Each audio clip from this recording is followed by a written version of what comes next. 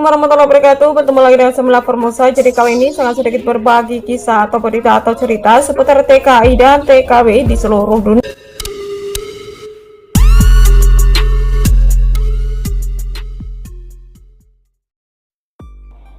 Agensi di Taiwan terancam hukuman 5 tahun penjara hingga seumur hidup karena terbukti melakukan kejahatan kepada beberapa TKI asal Indonesia.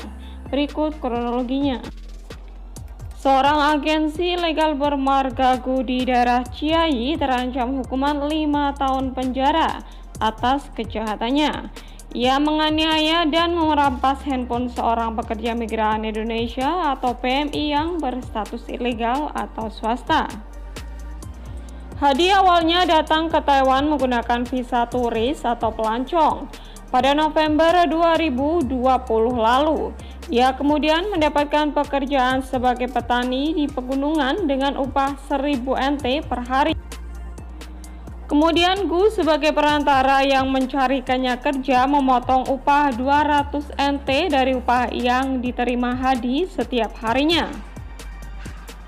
Kemudian setelah 4 tahun bekerja, Hadi merasa dijadikan sapi perahan dan mengutarakan niatnya kepada GU untuk pindah majikan. Namun agensi ilegal tersebut tidak menyetujuinya. Akhirnya GU menyuruh temannya bernama Chainan membawa Hadi ke daerah kuburan yang berada di pegunungan. Ia mengikat kaki dan tangan serta menutup kedua mata Mas Hadi. Tidak sampai di situ, teman GU juga memukul korban atau Mas Hadi hingga pingsan. Setelah memastikan Mas Hadi tidak sadarkan diri, akhirnya GU bersama temannya mencuri HP serta membawa lari paspor Mas Hadi. Dan setelah tersadar, Hadi kemudian menurun daerah pegunungan tersebut dan meminta pertolongan. Tak lama kemudian polisi datang ke tempat kejadian perkara atau TKP bersama seorang penerjemah pekerja migran tersebut. Setelah dilakukan penyelidikan lebih lanjut, polisi menemukan bahwa GU dan komplotannya juga merupakan penjahat yang terlibat dalam kasus perampokan. Atas kejahatannya yang dilakukan pada Senin kemarin, yaitu tepatnya pada tanggal 12 bulan 7 2021, GU dan Chainan serta komplotannya terancam 5 tahun penjara dalam persidangan. Namun jika luka yang dialami Hadi berakibat fatal, maka mereka akan dituntut penjara seumur hidup. Nah, mungkin teman-teman masih ingat ya, yang mengikuti channel saya pasti tahulah ya, saya pernah meng-up sebuah berita tentang seorang TKI Taiwan asal Indonesia yang dibawa ke kuburan ya di pegunungan, di mana dia diikat tangannya dan ditutup matanya, setelah itu dipukul sampai pingsan. Nah, itu sebetulnya itu karena apa? Karena beliau ini sebetulnya ingin minta pindah majikan, di mana majikannya itu pekerjaannya terlalu berat dan gajinya terlalu murah. Bukan hanya itu, dan gajinya itu dipotong sama agensi untuk membayar tempat tinggal, seperti itu guys. Nah, jadi karena beliau ini merasa sepertinya pekerjaannya ini terlalu berat dan gajinya tidak seberapa, akhirnya beliau meminta untuk pindah majikan dengan gaji yang lebih tinggi. Tapi ya itu tadi, bukannya ditolong untuk mencari majikan yang baru atau pekerjaan yang baru, tapi malah beliau ini sama agensinya dibawa ke sebuah kuburan di pegunungan dengan mata tertutup dan tangan diikat begitu guys sampai pingsan. Dan alhamdulillah si Mas Hadi ini bisa sadarkan diri ya keesokan harinya, dan beliau turun untuk meminta bantuan sama warga sekitar. Dan alhamdulillah bisa ketemu dengan warga sekitar situ dan ditolong, akhirnya dipanggillah polisi gitu. Dan setelah polisi datang ke TKP, akhirnya diinterogasi dan dibawa ke rumah sakit untuk mendapatkan perawatan. Nah, Mas Hadi ini datang ke Taiwan dengan visa turis ya atau pelancong, di mana dia dijanjikan sama agensi ini akan dicarikan pekerjaan di sini begitu guys. Karena kita tahu ya, untuk Taiwan sendiri itu masih tutup dan belum bisa menerima TKI atau TKW dari Indonesia begitu guys. Nah, ini kesempatan buat calo-calo atau agensi-agensi nakal untuk beraksi gitu. Jadi bagi teman-teman yang di Indonesia yang sekiranya ingin bekerja ke Taiwan tanpa harus ribet gitu, tanpa harus ada potongan, nah ini kesempatan buat calo-calo untuk merayu mereka begitu guys.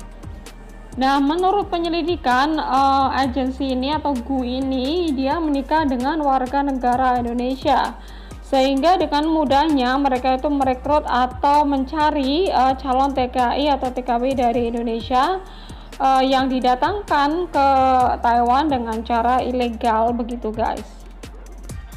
Nah, sebetulnya ada beberapa korban selain Mas Hadi ya mungkin, tapi tidak terekspos aja gitu. Dan menurut penyelidikan, si GU ini juga terlibat dalam beberapa kejahatan sebelumnya guys. Selain menjadi agensi nakal atau ilegal, dia juga terlibat dalam perampokan atau perampasan barang milik orang lain. Atas kejahatannya, si GU ini terancam hukuman 5 tahun penjara sampai seumur hidup.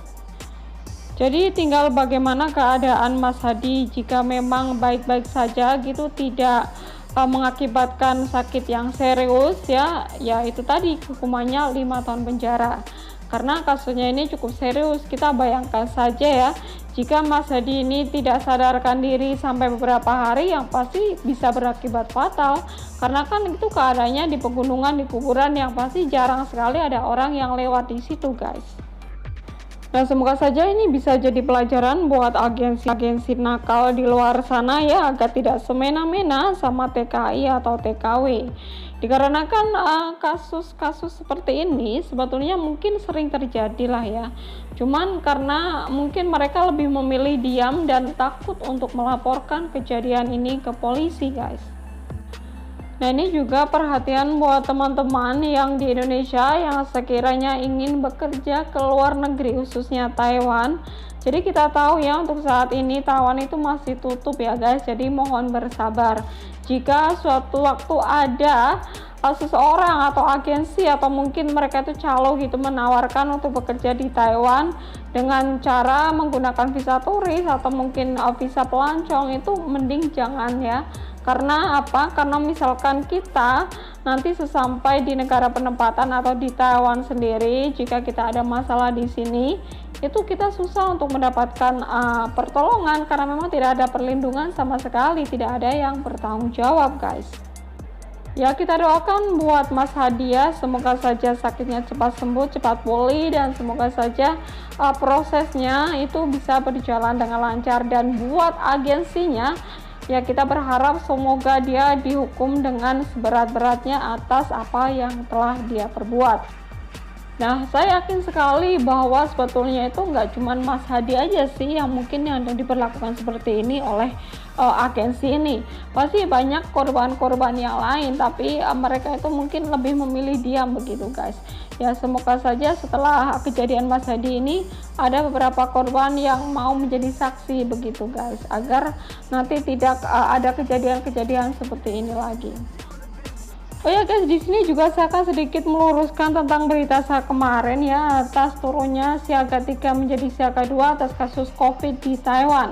Nah, ternyata itu nggak berlaku untuk semua wilayah guys. Ada beberapa wilayah itu yang masih stay di siaga 3 ya, seperti contohnya di daerah Taipei itu ternyata masih di siaga 3 guys.